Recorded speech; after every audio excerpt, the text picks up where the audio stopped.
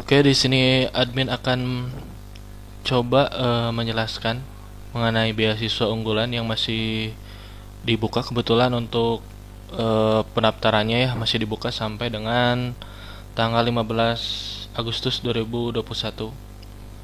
Ya, ini beasiswa unggulan dari Kemendikbud RI ya, dimana untuk temanya sendiri insan cerdas dan kompetitif. Nah, seperti kita ketahui, ini adalah penjelasan mengenai beasiswa unggulannya ya. Jadi yang intinya memang Kemendikbud itu sedang mencari putra-putri terbaik bangsa gitu di seluruh Indonesia.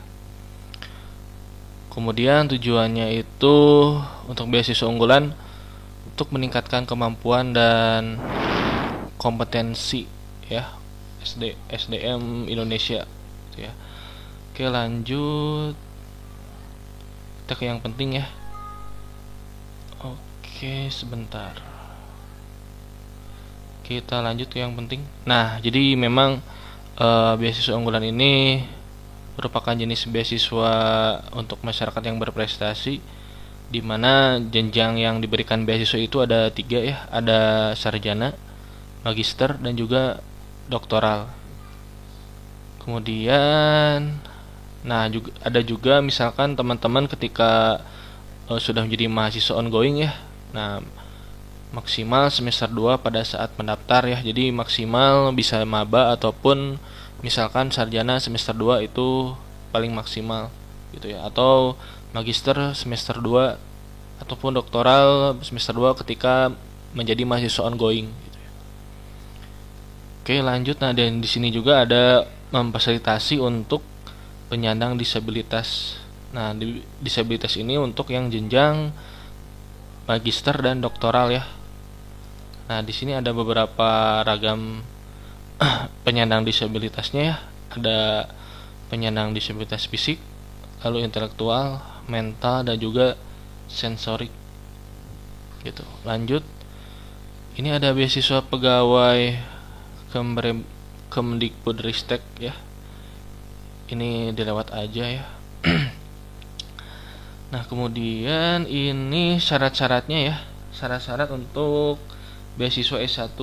Nah, untuk tahun sekarang maksimal usianya 22 tahun ya bagi mahasiswa baru, kurang dari 23 tahun ya bagi mahasiswa yang ongoing. Kemudian harus punya LOA ya. Itu merupakan administrasi ketika diterima di perguruan tinggi. Nah, juga ada syaratnya, perguruan tingginya itu harus minimal akreditasinya B, dan juga program studinya minimal B atau sangat baik gitu ya. Kemudian IPK untuk mahasiswa yang sedang menempuh perkuliahan ini minimalnya 3,25. Kemudian ada sertifikat prestasi akademik dan akademik, di mana ini memang menjadi penunjang dan pendukung untuk teman-teman bisa apply di beasiswa unggulan. Kemudian mendapatkan rekomendasi dari Civitas Akademika. Nah, biasanya ini jadi kita bisa minta rekomendasi dari fakultas, jurusan, atau ke tingkat universitasnya nanti supaya dibuatkan surat rekomendasi dari dosen siapa gitu ya, dari pejabat di universitasnya bagian apa gitu. Kemudian, nah ini ada percatatan tidak sedang menerima beasiswa jenis dari sumber lain. Jadi misalkan beasiswa bidik misi, Bajenas, terus Jarum dan sebagainya, ketika teman-teman sudah menerima ya, lebih baik jangan ikut ini gitu ya. Oke, kemudian nah ada syarat tambahan ya. Teman-teman di sini harus bikin esai. Ya. Jadi untuk S1 itu esai dengan tema aku generasi unggulan kebangsaan bangsa Indonesia. Jadi memang esainya itu temanya seperti ini dan dibuat 3-5 halaman dengan format Times New Roman dengan font 12 dan line spasi 1,5 ya. Nah, ini untuk jenjang S2 ya. Ada perbedaannya memang dari segi umur ya. umurnya untuk mahasiswa baru kurang dari 30 tahun, untuk mahasiswa ongoing kurang dari paling minimal kurang dari 33 tahun ya. Jadi kalau lebih dari itu udah nggak bisa daftar. Kemudian sama ya untuk LOA dan sebagainya ya, cuman ada tambahannya yaitu TOEFL ITP 550 atau IBT 61 atau IELTS 6,0 gitu ya, 6,0 gitu ya. Terus sama ya dengan S1, cuman bedanya itu ada pembuatan proposal rencana studi. Ya, memang alasan memilih prodi tersebut dan rencana penelitian tugas akhir atau tesis. Jadi untuk S2 itu ada tambahan untuk proposal rencana studi. Nah, mau ngapain gitu ya di studi yang teman-teman tuju di S2 itu harus dijelaskan dari awal ketika mau coba apply di beasiswa unggulan. Sama ya membuat esai. Jadi esainya sama gitu ya. Kemudian lanjut, nah untuk S3 untuk usianya kurang dari 40 tahun. Kemudian untuk mahasiswa yang ongoingnya kurang dari 41 tahun. Sama untuk akreditasi. Nah paling bedanya itu di IPK ya. IPK-nya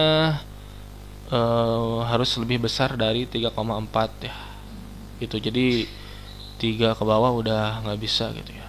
Terus sama ya persyaratannya dan sama dengan S2 ya.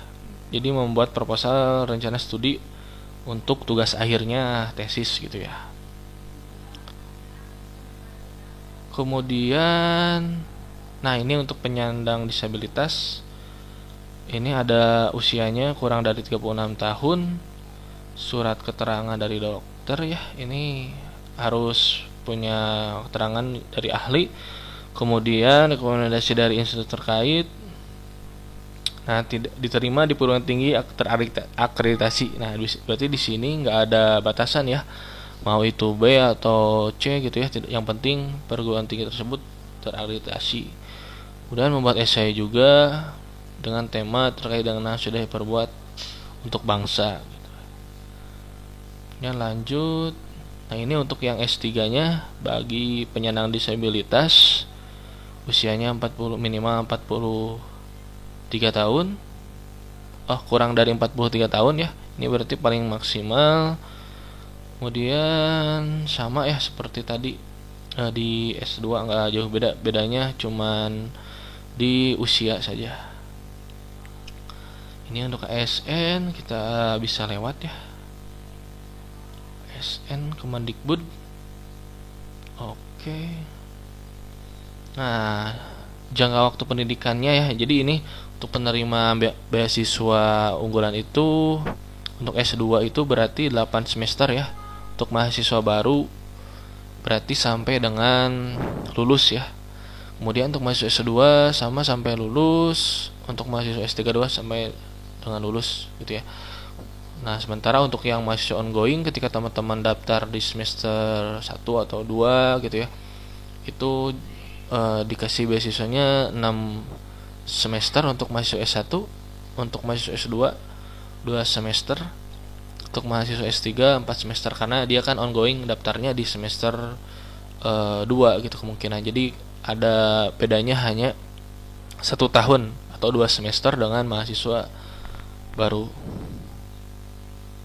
Nah, jadi dengan catatan ya, peserta beasiswa unggulan tidak diberikan perpanjangan. Jadi artinya misalkan teman-teman sudah 8 semester itu ya, berarti itu sudah selesai. Sementara ketika teman-teman S1-nya lebih dari 8 semester itu berarti ditanggung sendiri dan tidak mendapatkan beasiswa unggulan lagi gitu.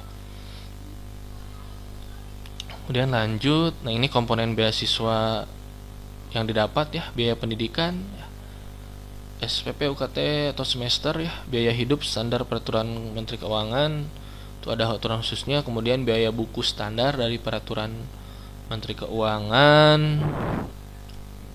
Nah, ini ada seleksinya ya. Jadi sebenarnya ketika kemarin admin ikut juga sosialisasi beasiswa unggulan dari Jawa Barat, memang beasiswa unggulan ini lebih apa ya, lebih simpel gitu ya kalau dilihat dari seleksinya.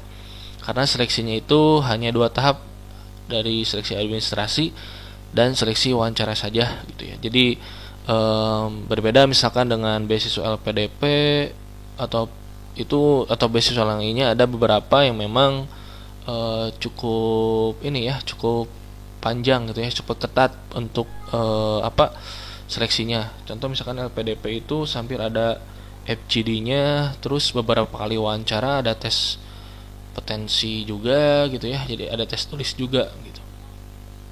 Nah, sedangkan di beasiswa unggulan ini hanya dua tahap ya. Jadi seleksi tahap pertamanya dari administrasi gitu ya, dari melihat dari kelengkapan administrasinya, bisa jadi dari sertifikat, terus prestasi gitu ya. Jadi ini dilaksanakan secara online ya. Jadi semuanya secara online, tinggal disubmit berkasnya di website beasiswa unggulan itu. Kemudian ketika teman-teman sudah lolos di tahap pertama, itu berarti lanjut ke tahap 2-nya dan hanya wawancara gitu ya, hanya 1 kali saja gitu ya. Sistem tatap muka, dan ini kayaknya sekarang karena masih pandemi sepertinya akan dilakukan secara daring juga gitu ya. Nah, ada pembobotan gitu ya, nilai wawancara yang diisi langsung oleh pewawancara gitu ya. Jadi ada nilainya juga. Kemudian begitu ya, jadi sesuai dengan region, kayaknya Jawa Barat, di Jawa Barat itu sesuai dengan provinsi. Nah, jadi memang beasiswa unggulan ini masih dibuka ya. Kalau sekarang tanggal 26 ya, masih ada waktu 19 hari lagi. Dan ini alamat websitenya ya, puslapdik.kemdikbud.go.id. Ini masih ada waktu gitu ya buat teman-teman yang belum tahu informasinya atau belum tahu, dan teman-teman ingin coba apply di beasiswa unggulan. Dan ini nominalnya ya, setelah admin tanya-tanya ke teman yang udah meraih beasiswa unggulan untuk S1 juga, itu lumayan cukup gitu ya. Jadi besar sekali untuk beasiswa yang didapatkan gitu. Itu teman admin juga ada yang dapatnya itu 24 juta atau 20 sampai 25 juta per tahun gitu ya. Itu selama 4 tahun, dan sudah cukup sekali gitu ya. Itu sudah besar. Jadi menurut admin juga, beasiswa unggulan ini memang beasiswa yang paling besar dibandingkan dengan beasiswa yang lainnya gitu. Karena setahu admin biasanya beasiswa yang lain itu per bulannya paling maksimal, paling besar, seperti beasiswa generasi Bank Indonesia atau beasiswa Jarum, itu 1 juta per bulannya. Sedangkan beasiswa yang lainnya itu per bulannya di bawah 1 juta. Nah, ini bisa dikatakan kalau per bulannya itu hampir 1 juta lebih gitu ya, 1,5 juta lebih, berarti cukup besar sekali gitu. Bahkan bisa dibilang 1,5 sampai 2 jutaan gitu ya. Itu jadi sangat fantastis. Jadi kenapa harus coba apply di beasiswa unggulan, karena memang menarik sekali gitu ya untuk dari segi finansialnya. Dan juga seleksinya juga tidak terlalu ribet ya, hanya ada 2 tahap, dan persyaratannya teman-teman bisa mulai dipersiapkan dari sekarang gitu. Itu sekian gitu ya yang bisa admin sharingkan untuk beasiswa unggulan ini ya. Teman-teman bisa, kalau ada yang ditanyakan, ini bisa kontak ke emailnya ya. Dan terima kasih, semoga ini bermanfaat.